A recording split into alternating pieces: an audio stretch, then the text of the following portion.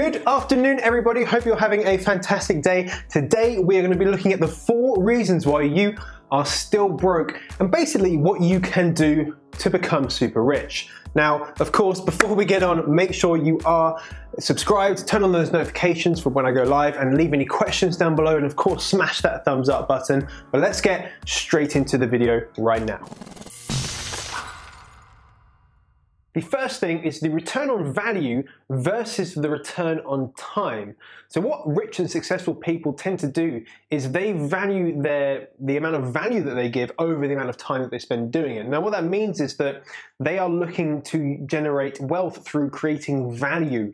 Now that may be in terms of a service they provide or a product that they create, but it's all about how much value they give that they want to be compensated for. Whereas what you find with a lot of people that have lower incomes or that are not successful is that they trade their time for money, which means that you're working an hourly job. Doesn't matter if you work super hard, you're still going to get paid the same hourly wage. Now, of course, hard work does play into it, but really what you want to do is start shifting your mindset from an hourly wage, from time for money, into a mindset where you're trading value for money, which means that actually you can earn a significant amount of money from having a very low time input. And this is just the most efficient way to generate income at this moment in time in 2018 when you're watching. So to sum that up, focus on how much value that you're giving to a person through a product or service rather than how much time you're actually putting into it. And what you'll find is you're going to be more efficient, you'll be able to spend longer doing the things that create you more income,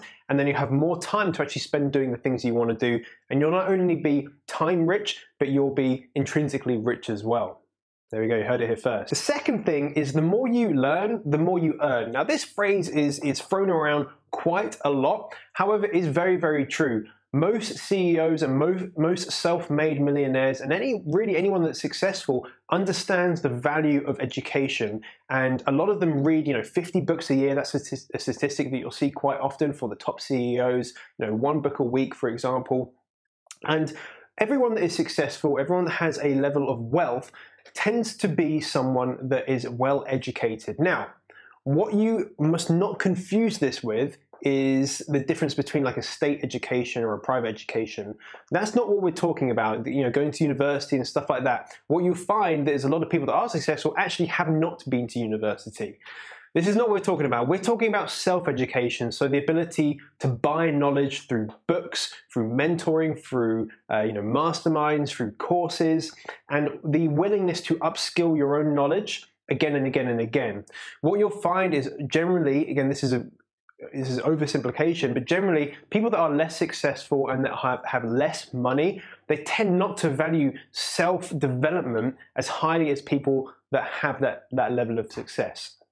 So it's very, very simple. If you want to have a huge level of success and be very, very rich, you need to self-educate yourself. You need to put a lot of time and money into upskilling yourself so that, and this is really important, so when you see opportunities, first of all, you know that they're an opportunity because you've researched the topic, and also you can then take action. And that's one of the big things. You need to be able to take action when you see an opportunity rather than say, well, I wish I could do that, but I don't have enough time. I don't have enough money. I don't have enough skills, enough knowledge. They're all excuses that people will come up with as to reasons why they can't do something. And that tends to be from poor education. It tends to be from not understanding how they're going to actually, make that money or achieve that action or whatever it is they're trying to achieve. The third thing is the willingness to share. What you'll find is that with very successful people, they are actively sharing their knowledge and experiences with other people so to help them out. And what that does, it actually brings people to them so that they can learn. And this is a great, great method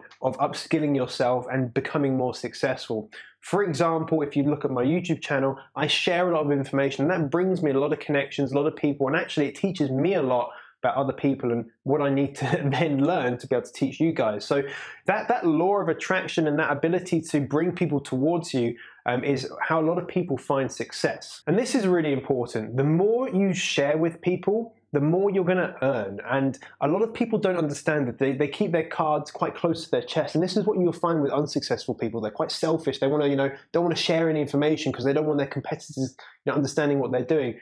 But actually, you'll find that the people that don't care about the competition, that don't focus on what other people are doing, they share their information readily, as long as it's not like an industry secret, then those are the people that are being most successful because they're focusing on themselves. They're focusing on how they can share as much information as possible so they get more people coming towards them. And Gary Vee puts this really well. I don't have his exact quote, but he knows that 99% of people that watch his vlogs won't take action. However, the 1% that do, you know, he's not going to really worry about it. He's not bothered about if they steal his ideas because the majority of people, they're not going to, okay? So a lot of people don't take action when they take this knowledge aboard. So freely share information with people, and you'll find that you will get success back from that. It may not be immediately, but it will definitely come over time. Whereas people that maybe aren't successful or have a lower income, they might not even know what they're good at. And that is very important. You need to understand what you're good at, or even what your passion is, so that you can work on what you're good at. And the other thing to mention is that the people that maybe aren't successful, they don't know how to share. They don't know where to share. So you can do this online. You can do it, you know, in personal meetup groups. You can do it in a variety of different ways, but they don't know how to share their own experiences. And moreover, they don't have anyone to share them with. What a lot of people reach out to me about personally is that, you know, I don't have any people in my area that I can reach out to and talk to about entrepreneurship with. You need to go and find the people. You need to go online. You need to find the people that are like-minded. You need to network with them. That is a great way to learn and a great way to share. And then you will, you know, it will be reciprocated. You will learn, and it goes back to really the second point, right? The more you learn, the more you earn. The more people you network with, the more you can learn from, and the more successful you'll be in the long term. The fourth thing, the final thing, is that the rich and the successful tend to be pound smart. Now, rather than penny smart. Now, what does this mean? So you've heard of penny pinchers, right? People that really worry about the very little money that they spend, pennies and pennies and pennies. Now, if you have low income, that is good that you're looking after how much money you're spending. But what a lot of people do that have low incomes is that they'll pinch the pennies, right? But they won't invest the pounds in self-development. They won't invest that money to better their lives, so they don't have to really worry about the pennies. What the rich people will do, what the successful people will do, of course they want to be as efficient with their money as possible, but they do not hesitate to buy knowledge. They don't hesitate to go out there and spend money on mentoring, on seminars, on coaching, on whatever it may be, so that they can earn more money, so they don't have to worry about pinching the pennies as much. Everyone has to do this in their own way. Everyone has a different income level. But if you are one of those people that pinches the pennies and really worries about spending, you know, a couple of pounds on a coffee, and really worries about spending the tiniest amount of money, yes, that is good if you have low income, but think about what you're putting that money into. Are you putting that money into buying a new TV, buying a new sofa, having some sort of entertainment? Could you be spending that money on self-investment, going back to point 2 of the more you learn, the more you earn? Could you be spending that money on self-development? Now that's the question that I want to ask you. And if the answer is that you're not spending that money on self-development, then if you take that one shift and you move and you displace that money from entertainment and from TV and from going out drinking and you put it into self-development, you will find that you'll start generating a level of success that you had never thought was possible before. So hopefully guys, you have enjoyed this video. It's just a little one to give you guys a bit of an idea about what I personally think are the kind of 4 really the main reasons why I think people are successful over the people that are not.